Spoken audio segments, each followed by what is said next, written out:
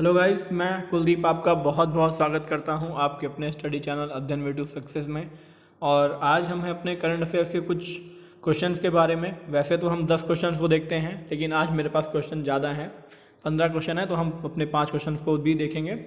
तो चलते हैं बिना टाइम वेस्ट करते हुए अपने पहले क्वेश्चन पे। और आप अगर चैनल पे पहली बार आए हैं तो चैनल को लाइक करें, शेयर करें, सब्सक्राइब करके बेल नोटिफिकेशन को ऑन कर लें, जिससे कि आपको वीडियो मिलते रहें। और करंट अफेयर्स का वीडियो आपको रोज़ सुबह 5 बजे मिल जाता है। तो चलते हैं पहले क्वेश्चन पे कि बैंकिंग उद्योग को कितने महीने के लिए जन उपयोगी सेवा घोषित किया गया है। तो ये है 6 महीने के लिए। हाल ही में भारत सरकार ने 6 महीनों के लिए जो बैंकिंग उद्योग है उसको जन उपयोगी सेवा घोषित किया है। यह फैसला औद्योगिक विवाद कानून के अंतर्गत भारत सरकार ने लिया है। सरकार ने यह फैसला कोविड-19 के कारण लिया है। चलते हैं अगले क्वेश्चन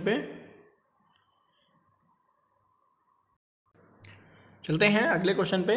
कि हाल ही में किस इंस्टीट्यूट ने कोविड-19 के लिए विलोकना सर्च इंजन को लॉन्च किया है। तो ये है IITM केरला, यानी कि Indian institute of information technology and management. Indian institute of information technology and management Kerala ने कोविड-19 के लिए एक AI, यानी इसको क्या कहेंगे, आर्टिफिशियल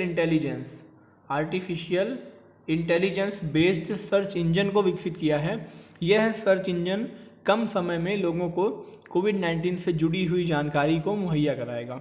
चलते हैं अगले क्वेश्चन पे कि हाल ही में किस राज्य सरकार ने दवाओं की होम डिलीवरी के लिए धन्वंतरी योजना को शुरू किया है। तो धन्वंतरी योजना कहाँ शुरू की गई है? असम में। असम सरकार ने जो पेशेंट्स हैं, मरीजों को होम डिलीवरी दवा देने के लिए धन्वंतरी योजना शुरू की है। इसमें क्या है कि जो दवाओं का पर्चा है उसकी एक फ़ोटो जो भी वहाँ के स्वास्थ्य कार्यकर्ता होंगे, आप उन्हें भेजकर दवा को मंगवा सकते हैं। बात करें आसाम की राजधानी क्या है, तो वो दिसपुर है। और वहाँ के मुख्यमंत्री कौन है? सर्बानंद सोनोवाल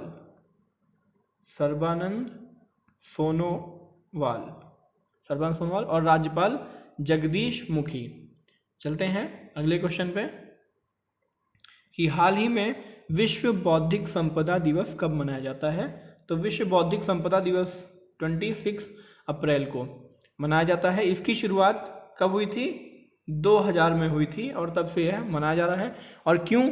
ये नवाचार और रचनात्मकता को बढ़ाने के लिए विश्व बौद्धिक संपदा संगठन द्वारा किया गया था। चलते हैं अगले क्वेश्चन पे कि हाल ही में प्रसिद्ध फोटो जर्नलिस्ट रोनो जॉय रॉनी की मृत्यु कितने वर्ष की आयु में हुई। तो यह है 57 ईयर्स। हाल ही में 57 वर्ष यानी 57 वर्ष की आयु में बांग्ला समाचार पत्र आजकल के वरिष्ठ और प्रसिद्ध फोटो जर्नलिस्ट रोनो जॉय रॉनी की मृत्यु हो गई। चलते हैं अगले क्वेश्चन पे कि हाल ही में किस राज्य में वर्चुअल कोर्ट के जरिए अदालतों में सुनवाई शुरू की है। तो यह है उत्तर प्रदेश ने वर्चुअल कोर्ट की शुरुआत की है। और ऐसा करने वाला वह उत्तर प्रदेश जो है वह पहला राज्य बना है। अब बात की उत्तर प्रदेश के मुख्यमंत्री कौन है, तो सभी लोग जानते हैं, योगी आदित्यनाथ और राज्यपाल आनंदीबेन पटेल। चलते हैं अगले क्वेश्चन पे कि MSMEs के लिए एक विशेष तरलता योजना किसने शुरू की। तो ये है भारतीय लघु उद्योग विकास बैंक, यानी कि सिडबी। चलते हैं अगले क्वेश्चन पे कि ग्राम स्वराज्य पोर्टल और स्वामित्व योजना किस मंत्रालय के अधीन कार्य करेगी। तो यह है पंचायती राज मंत्रालय। ग्राम स्वराज्य पोर्टल और स्वामित्व योजना पंचायती राज मंत्रालय के अंतर्गत कार्य करेगी। प्रधानमंत्री श्री नरेंद्र मोदी द्वारा राष्ट्रीय पंचायती राज दिवस 2020 के अवसर पर पोर्टल और योजना का शुभारंभ किया गया था। ई ग्राम स्वराज्य एप्लीकेशन और पोर्टल ग्राम पंचायतों को विकास योजनाओं को तैयार करने और उनके निष्पादन में मदद करेगा और वास्तविक समय पर स्थायित्व और निगरानी प्रदान करेगा। यह पोर्टल जो है वह ग्राम पंचायत स्तर तक डिजिटलीकरण करने की दिशा में एक महत्वपूर्ण कदम है। ड्रोन और नवीनतम जो भी सर्वेक्षण जो विधियां हैं उनका प्रयोग करके ग्रामीण आबाद भूमि की जो मैपिंग है उसके लिए यह है बहुत ही उपयोगी है और 6 राज्यों में इसकी योजना को शुरू किया गया है। चलते हैं अगले क्वेश्चन पे। टेक महिंद्रा निम्न में से किसके साथ साझेदारी में नवाचार केंद्र स्थापित करेगा? तो ये है IBM। चलते हैं अगले क्वेश्चन पे कि निम्न में से किसने भारत में कोविड-19 के प्रसार की भविष्यवाणी के लिए एक वेब आधारित प्रकृति डैशबोर्ड विकसित किया है? ये है IIT दिल्ली। भारतीय प्रौद्योगिकी संस्थान यानी IIT दिल्ली के शोधकर्ताओं ने भारत में कोविड-19 के प्रसार की भविष्यवाणी के लिए एक वेब आधारित प्रकृति डैशबोर्ड विकसित किया है। यह है मोबाइल अनुकूल डैशबोर्ड जिसका नाम प्रकृति यानी कि इसकी बात करें इसका है prediction and assessment of corona infections and transmission in India. Prediction and assessment of corona infection and transmission in India. चलते हैं अगले क्वेश्चन पे। नूर सैन्य उपग्रह किस देश ने लॉन्च किया? तो ये है ईरान। ईरान ने अपना पहला सैन्य उपग्रह नूर अंतरिक्ष कार्यक्रम के लिए सेटबैक की कई असफलताओं के बाद 264 मील यानी कि लगभग 425 किलोमीटर की ऊंचाई पर कक्षा में लॉन्च किया। 22 अप्रैल 2020 को मध्य ईरान में मारकाजी रेगिस्तान से दो चरण का साद रॉकेट लॉन्च किया गया था।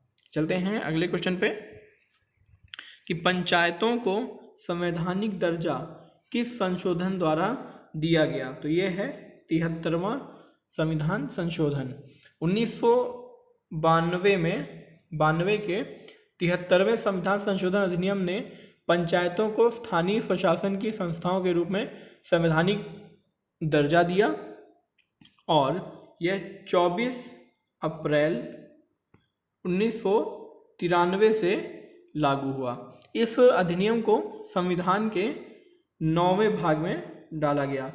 कौन से भाग में? 9वें भाग में डाला गया और राष्ट्रीय पंचायती राज दिवस 24 अप्रैल को मनाया जाता है और पहली बार राजस्थान के नागौर जिले द्वारा यह अपनाया गया था। चलते हैं अगले क्वेश्चन पे कि खोंगजोम दिवस किस तिथि को मनाया जाता है? तो यह है 23 अप्रैल। 1981 एंग्लो मणिपुर युद्ध के योद्धाओं को सम्मान देने के लिए मणिपुर राज्य हर साल 23 अप्रैल को खोंगजोम दिवस मनाता है।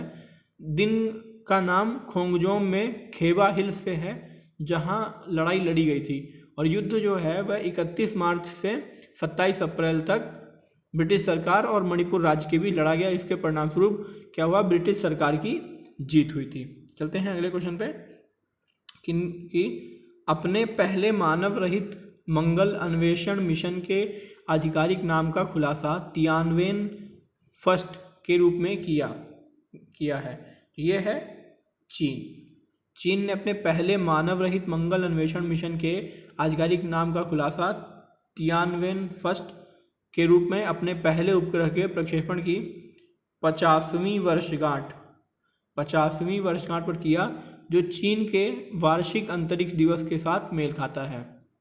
यह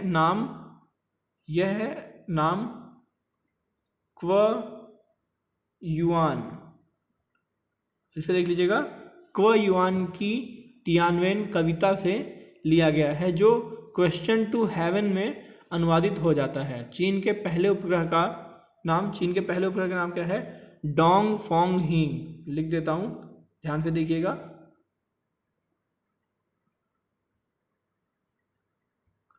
डोंग फोंग हिंग 1 है और इसे कब लॉन्च किया गया था?